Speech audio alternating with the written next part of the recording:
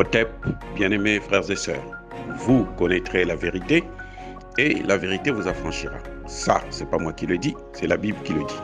Mais moi, je vous dis mieux.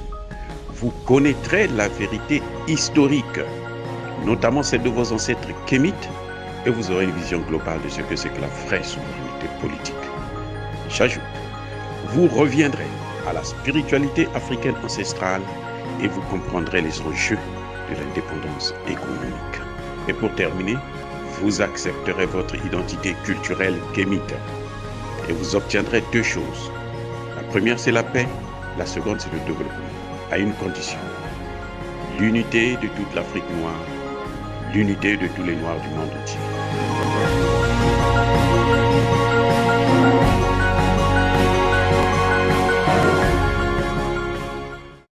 Otep à tous, bienvenue sur la chaîne des panafricanistes par essence, par conviction et par excellence. Celle des citoyens kémites par nécessité et obligation de combat. Nous sommes une chaîne qui n'est guidée que par nos ancêtres et rien que par les ancêtres qui appartiennent à l'égrégore du monde noir. Par conséquent, nous ne croyons en aucun Dieu venu de l'étranger. Toutefois, il nous appartient de préciser ce qui suit. Cette vidéo n'est aucunement destinée à inciter à la haine ou à la violence. Nous menons un combat politique, géopolitique et géostratégique contre l'impérialisme, le colonialisme, le néocolonialisme et l'endocoloniat. Il s'agit d'apporter notre modeste contribution dans cette noble lutte en faveur de la souveraineté, la dignité et l'unité africaine. Et ça, c'est le panafricanisme. Eh oui, bien-aimés frères et sœurs, nous avons entendu par la bouche de Emmanuel Macron et de ses ministres, notamment Jean-Yves Le Drian et Florence Parly, que la société Wagner est au Mali pour protéger la junte malienne. La société Wagner et la fameuse, parce que c'est eux qui disent que la société Wagner, c'est Wagner qui est là. Bon, la société Wagner est au Centrafrique pour protéger le président Touadéra. Comment expliquez-vous de telles affirmations? Comment la France peut, depuis l'Élysée, à plus de 6000 km, savoir que, effectivement, Wagner est là pour protéger ces deux pouvoirs, Centrafrique et Mali. Il n'y a pas quelque chose qui... Ça ne vous pousse pas à réfléchir un peu, à se poser des questions. Mais attendez, Emmanuel Macron le dit, Le Drian le dit, Parly le dit. Alors, c'est quoi? Qu'est-ce qui se passe? Pourquoi ils font cette affirmation? Ils sont lucides, ils sont pas malades, c'est pas des malades mentaux, c'est pas des fous. Ils savent de quoi ils parlent. Eh bien, je vais vous dire pourquoi ils disent que la société Wagner, la fameuse société Wagner, est là pour protéger la junte au pouvoir. C'est simple à comprendre. Ils se font trahir. Ils se font trahir. Ils expliquent ce qu'ils ont toujours fait depuis les indépendances, les fameuses indépendances des années 60. Ils expliquent tout là.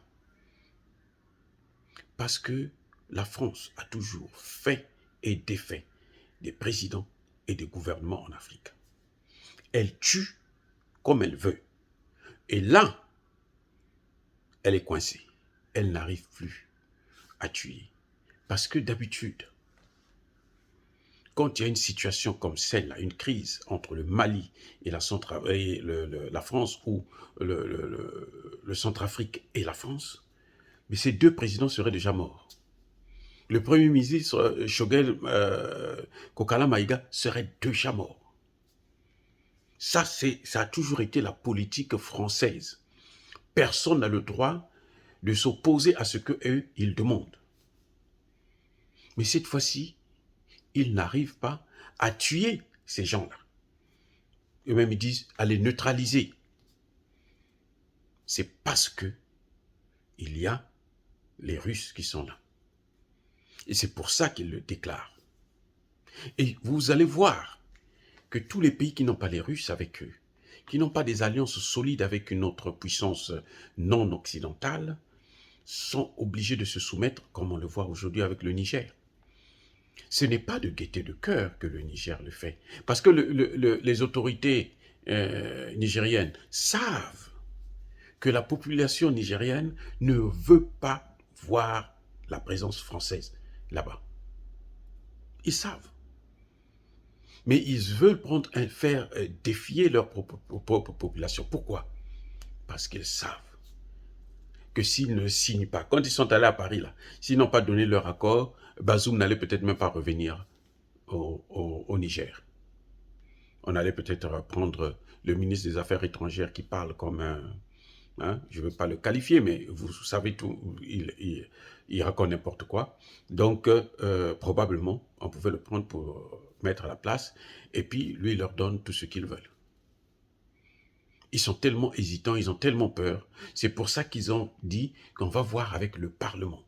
On va voir la décision que va faire le Parlement, que va dire le Parlement. Or, la décision du Parlement est déjà connue puisque la France a déjà signé les accords. Donc, le Parlement va juste entériner ce qui s'est passé à Paris tout récemment. Ce n'est pas un vote, ce n'est pas la démocratie. Et ils veulent nous parler, nous donner des leçons de démocratie, ça, ce n'est pas la démocratie.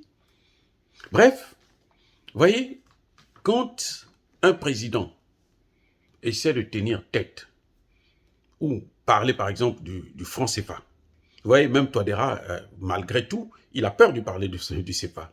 Et non, il ne veut pas changer la monnaie, hein, jusqu'à présent. On n'a pas entendu Touadéra prendre des dispositions pour en arriver là. Assimi Goïta, c'est pareil. Parce qu'ils ont encore cette peur-là. Et tant qu'on ne va pas briser ces tabous, ça va être difficile. Surtout le cas de Touadéra et de Assimi Goïta, c'est clair. Ils ont une sécurité. Si la France le dit, c'est parce que la France a essayé à plusieurs reprises.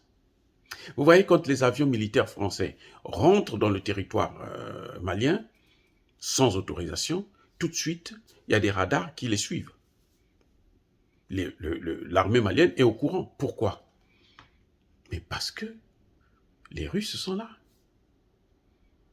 Et pour essayer d'affaiblir les Russes, on leur donne un nom, Wagner, et les Nations Unies, maintenant les Nations Unies au Centrafrique, là, chaque mois, chaque semaine, ils font des rapports pour dire que les Russes ont commis des exactions. Wagner a commis des exactions.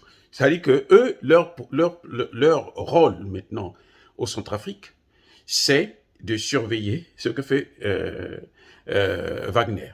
Alors que les casques bleus eux-mêmes violent les droits de l'homme là-bas d'une manière incroyable.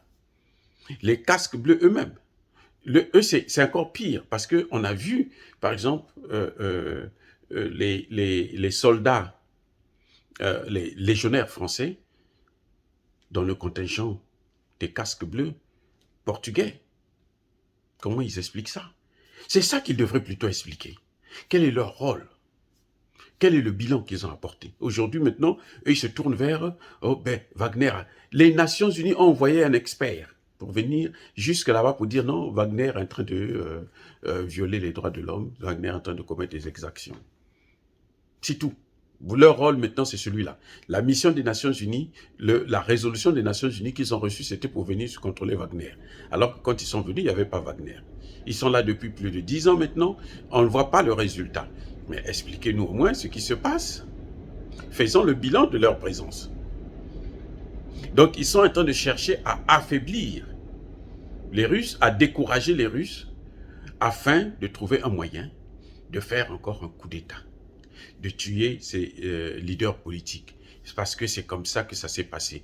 Tous les opposants, tous les leaders politiques, on l'a vu avec Thomas Sankara, il y a quelques années, hein, une trentaine d'années maintenant. On l'a vu tout récemment avec Idriss Déby, qui voulait justement aussi avoir de bonnes relations avec la Russie, avoir l'assistance de la Russie. On l'a vu comment ça s'est terminé pour lui.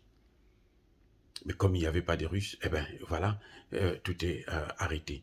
Mais on le voit aujourd'hui. Parce qu'on ne voit pas comment, par quelle opération du Saint-Esprit, Emmanuel Macron peut-il savoir que Wagner est là pour protéger le gouvernement, alors qu'on voit bien sur le terrain la situation en train de s'améliorer. Oui, il y a encore quelques cas isolés, mais ce n'est plus comme avant où chaque jour on comptait les morts au Mali, au Burkina Faso. Vous voyez, donc leur rôle, le rôle des soldats russes, ce n'est pas de protéger le pouvoir. Ils sont venus pour soutenir un peuple, le peuple malien. Ils sont venus pour soutenir un peuple, le peuple centrafricain. Ils ne sont pas venus là pour protéger le pouvoir. Mais en soutenant ce peuple-là, quand ils voient des choses, ils sont obligés de donner l'information. C'est ce que le Mali a demandé lors des accords qu'il a eus en 2013 avec la France, ce qui a permis l'installation de l'opération Serval. C'était l'information, le renseignement. C'était pas les soldats au sol.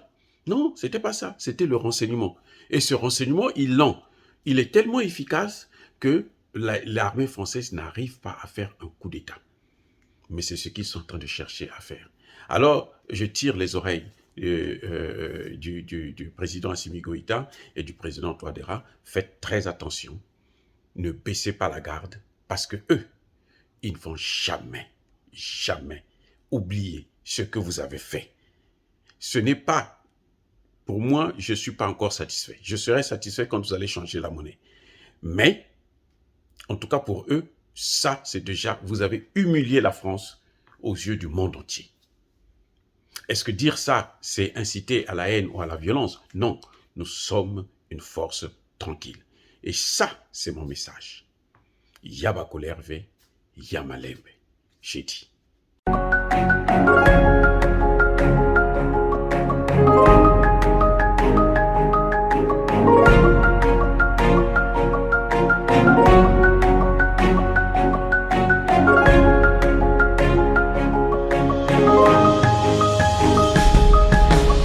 Eux, ils marchent par la foi et non par la vue. Mais moi, je vous conseille vivement de marcher par la connaissance scientifique et historique, notamment celle de nos ancêtres kémites, par les 5 sens et par l'intelligence. Otep, vive l'Afrique éternelle et que Dieu vous bénisse. Abou Apia.